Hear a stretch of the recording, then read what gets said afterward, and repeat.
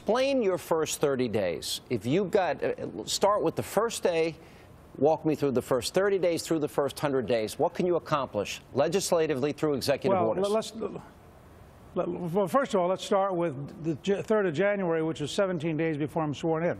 I will ask the Congress to stay in session on the 3rd of January.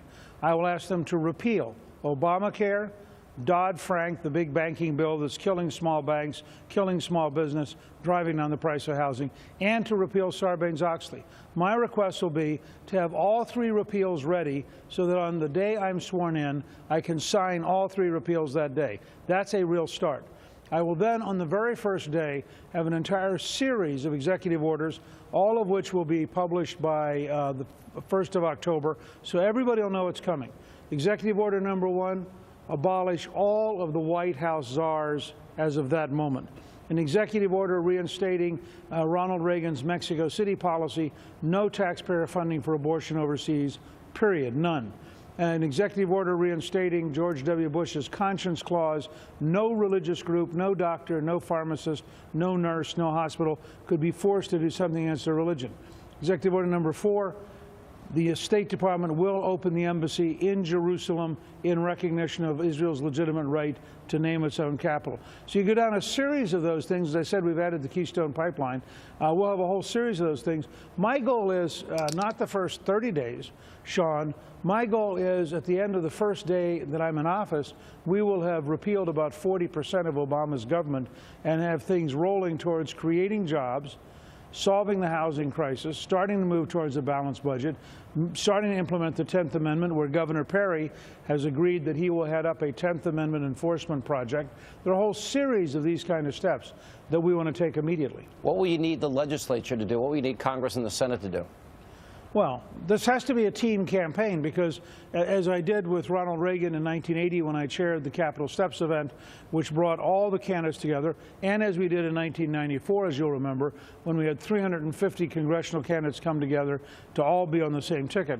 I tell every audience in Florida, for example, we have to replace Senator Bill Nelson with a conservative.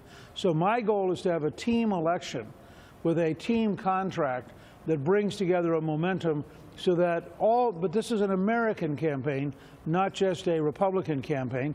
For example, everybody who'd rather have a paycheck than food stamps, you're welcome. We want you to come join us. Everybody who believes in the Declaration of Independence rather than Saul Alinsky's radicalism, you're welcome. Please come join us. Everybody who wants to have a strong America in a dangerous world rather than weakness and appeasement, you're welcome. Come join us. So we'd like to have a big legislative majority going into January of 2013.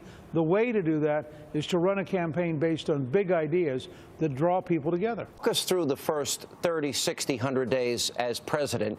What do you think realistically you can get accomplished? How much can you do by executive order? How much do you think you can accomplish legislatively?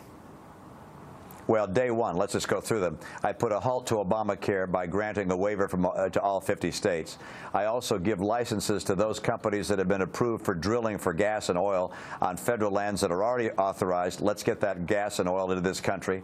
I say to the, with executive order again, that you don't have to necessarily use unions to do work on government projects. I label China as a currency manipulator and, if necessary, apply tariffs where they are killing American jobs by stealing intellectual property or by hacking into our computers. Look, we're going to have a program from the very beginning that goes very aggressively after getting this economy going. And by the way, we'll also lower our tax rates, particularly for people in the middle income category. I want folks that are making under $200,000 to be able to save their money tax-free.